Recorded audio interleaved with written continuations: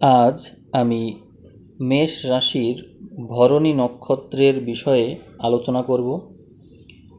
আপনারা কিরো অমনিবাস বই থেকে আপনাদের বিষয়ে কিরো কী বলেছেন তা সম্পর্কে জানতে পারবেন।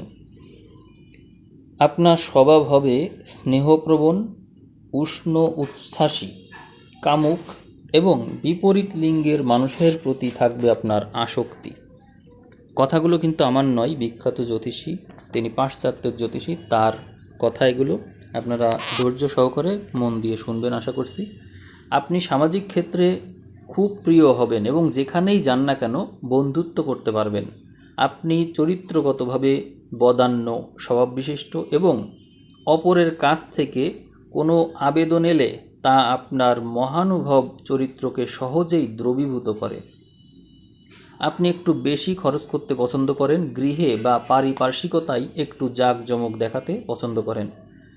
আপনার ইচ্ছে হচ্ছে খুব ভালোভাবে বাঁচা, জীবনের সব আমোদ উপভোগ করা এবং আয়ের চেয়ে ব্যয় বেশি করা। আপনি অবশ্য অপর বন্ধুবান্ধব এবং অপরের চেয়ে সৌভাগ্যশালী বেশি হবেন এবং আপনার উচিত হচ্ছে একটু দয়া দাক্ষিণ্য কম করা, কারণ এগুলো করতে গিয়ে আপনার জীবনে দারিদ্র্য এসে উপস্থিত হয়। আপনি হয়তো যুক্তির বদলে আবেগের বশীভূত হয়ে বিয়ে কিংবা অল্প বয়সে বিবাহ করতে পারেন, কিন্তু তার ক্ষেত্রে দেখা যায় যে সেখানে সামঞ্জস্যতার অভাব হবে। বয়স বাড়লে আপনার জন্য দ্বিতীয় বিবাহও শুভ হয়ে যেতে পারে, অর্থাৎ আপনার জীবনে বিবাহ বিষয়ে অল্প বয়সে সিদ্ধান্ত নেওয়া ঠিক হবে না। আপনি শিল্পকলায় যে কোনো বিভাগে, যেমন অঙ্কন, সঙ্গীত, মূর্তি গড়া, কবিতা বা সাহিত্য, এই সমস্ত ক্ষেত্রে অতি সহজে সাফল্য পাবেন।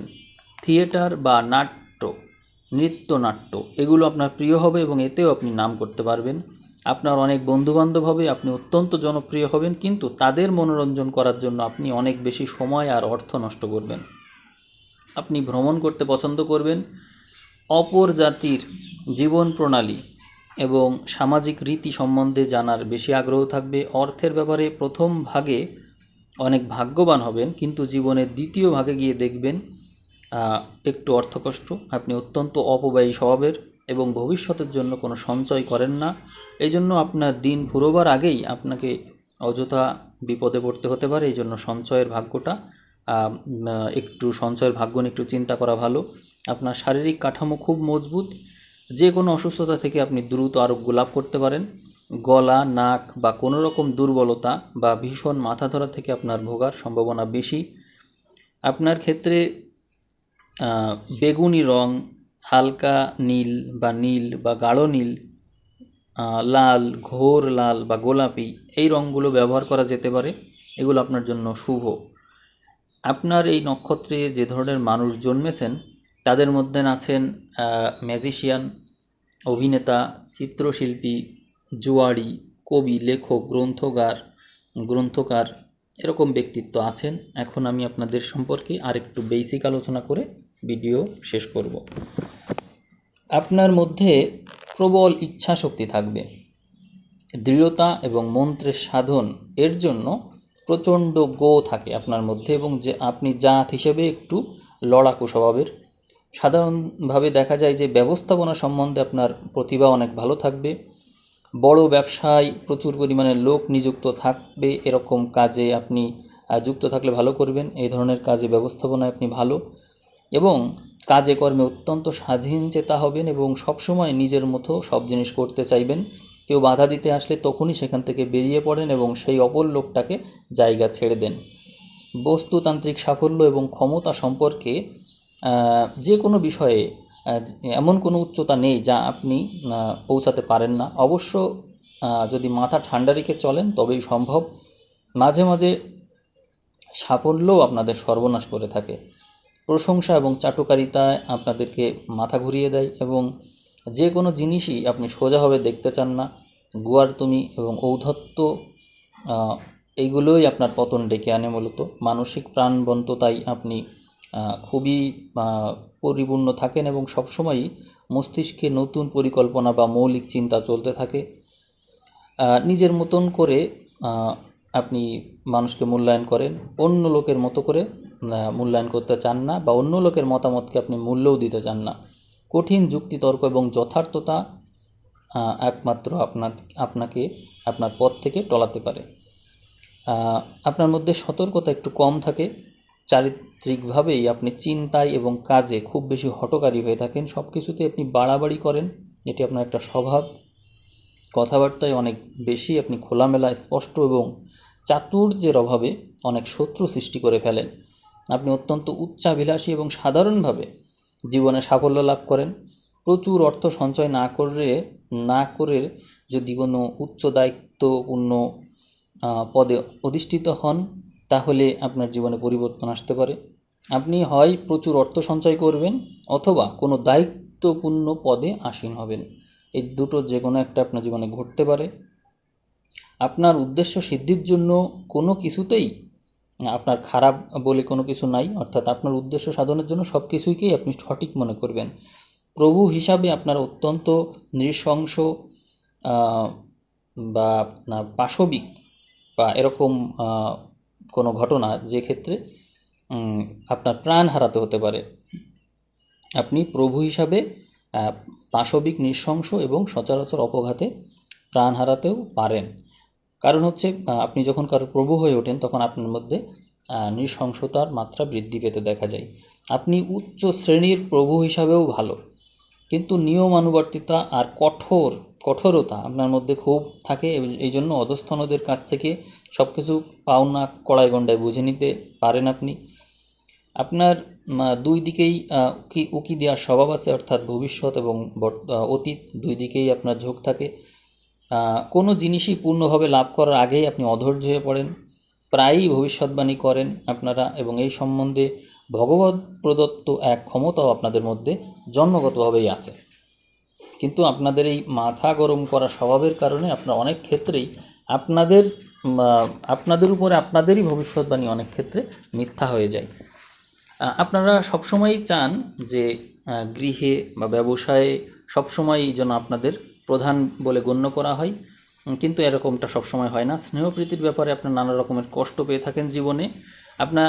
আপনারা নারী জাতিকে বুঝেই উঠতে পারেন না, এবং তাদের সংস্পর্শে এলে বড় ধরনের মারাত্মক ভুল করে ফেলেন।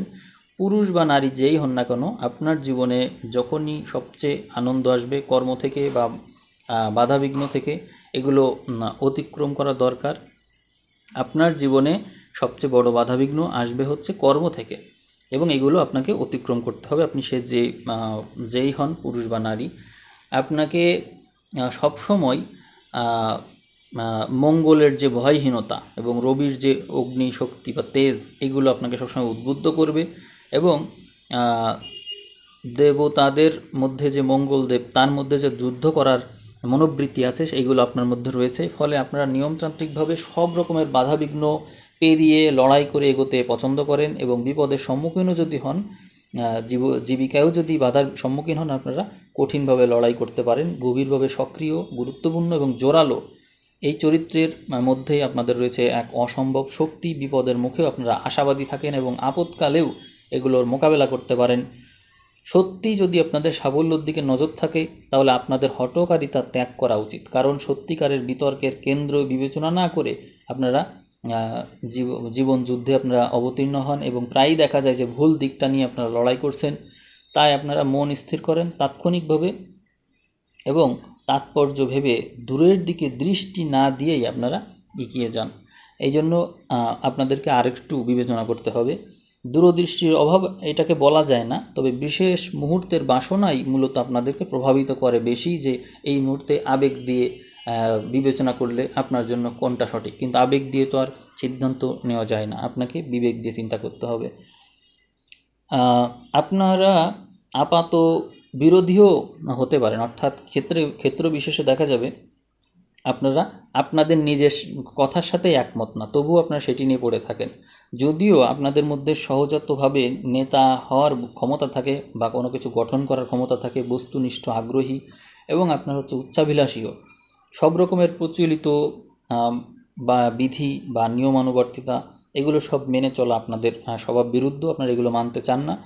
পারিবারিক জীবন খুব যে সুখের হয় তা না, তবে ভাগ্যক্রমে যদি ভালো সঙ্গী পেয়ে যান তাহলে তাদের পরিকল্পনা এবং ইচ্ছের কাছে যদি নিজেকে বিলীন করে দিতে পারেন তাহলে ভাগ্যক্রমে আপনারা সুখী হতেও পারেন।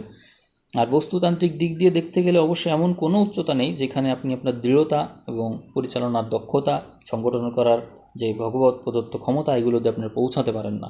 সব দিকে আপনারা পৌঁছাতে পারেন। আপনারা অর্থভাগ্যের ক্ষেত্রে ঝোঁকের বশে কোনো কিছু করে ফেলবেন না, ফলাফলের কথা বিবেচনা করেই ঝাঁপ দিবেন, তাতেই আপনারা লাভবান হবেন। এবং আপনাদের অন্তরের মধ্যে যে স্বতঃস্ফূর্ততা এবং বড় বড় মতলব আছে, এর জন্য ভাগ্যের ওঠা পড়া হয় এবং মাঝে মাঝে প্রচুর লোকসানের সম্মুখীন হতে হয়। আপনারা অর্থ সঞ্চয়ের ব্যাপারে খুব বেশি দৃঢ়তার পরিচয় যদি না দেন তাহলে বিপদে পড়বেন। হঠাৎ সৌভাগ্যের বদলে যুক্তিমত্তার সাথে বা বুদ্ধিমত্তার সাথে যদি আপনার বিনিয়োগ করেন, বড় বড় শিল্প বা ব্যবসা থেকে লাভবান হতে পারেন। আপনাদের স্বাস্থ্য অনেক ভালো থাকবে, আপনারা অসীম প্রাণশক্তির অধিকারী, কিন্তু অতিরিক্ত পরিশ্রম আপনাদের ব্যাধি টেনে আনবে। আপনারা প্রতিকূলতার সম্মুখীন হয়ে বা ঠিক সুযোগ বুঝে যদি কাজ না প্রতিকূলতার সম্মুখীন হন যদি, অথবা সুযোগ বুঝে যদি কাজ না করেন তাহলে হতাশার সম্মুখীন হতে পারেন। আপনাদের মধ্যে থাকবে অসহিষ্ণুতা এবং খিটখিটে স্বভাব। এই জন্য চিন্তা শক্তির ক্ষেত্রে বা পেটের ক্ষেত্রে বা লিভারের অসুখ এগুলো হতে পারে, জ্বর বা অন্তর্দাহেও পড়তে হতে পারে। আপনারা রীতিনীতি বা অভ্যাস সম্বন্ধে খুব বেশি যত্নশীল নন। আপনাদের উচিত হচ্ছে শান্ত জীবনযাপন করা এবং জীবনের যে মাত্রা সেটি ছাড়িয়ে না যাওয়া। আপনারা কম বেশি জ্বর বা অন্তর্প্রদাহে ভুগতে পারেন। আপনাদের উচিত ঘরের বাইরে কঠোর ব্যায়াম করা এবং মদ বা কোনো প্রকার উত্তেজক মাদক দ্রব্য গ্রহণ না করা। আপনাদের মধ্যে ভাবাবেগে পূর্ণতা রয়েছে এবং আপনাদের এই ভাবাবেগপূর্ণ চরিত্রেরও একটা নিয়ন্ত্রণ দরকার। কোনো রকম খোঁচাখুচির প্রয়োজন নেই। মাথাকে ঘিরে সব রকমের অসুখ বা প্রদাহ হবে, যেমন দাঁত, কান, চোখে ব্যথা, মাথায় রক্ত উঠে যাওয়া, মাথা ধরা, সন্ন্যাস রোগ, এরকম নানান ধরনের সমস্যা। আপনারা মাথায় ধাক্কা খেতে পারেন, মাথা কেটে যেতে পারে, মাথায় আঘাত পেতে পারেন। সব কিছু মাথা কেন্দ্রিক হওয়ার সম্ভাবনা বেশি। এছাড়াও আপনাদের পেট, কিডনি, লিভার এই সংক্রান্ত সমস্যায় ভোগার সম্ভাবনা বেশি থাকবে। আপনারা মূত্রথলি বা মূত্র সংক্রান্ত যে কোনো রোগে কষ্ট পাওয়ার সম্ভাবনা আছে এবং অস্ত্রোপচার বা ছুরি এর ব্যবহার আপনাদের উপর হতে পারে।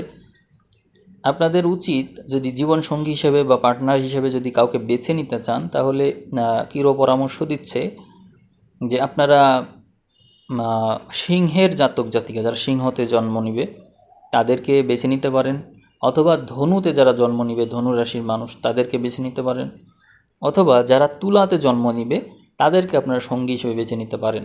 এই মানুষগুলো আপনাদের সাথে ভালোভাবে যায় আর কি, আপনাদের সাথে ম্যাচ করে এবং জীবনের কঠিন পরিস্থিতিতেও এরা আপনাদের সাথে থাকবে, আপনাদেরকে ছেড়ে যাবে না এবং আপনাদের প্রতি তারা একটা ভীষণভাবে টান অনুভব করে, আপনিও তাদের প্রতি টান অনুভব করবেন।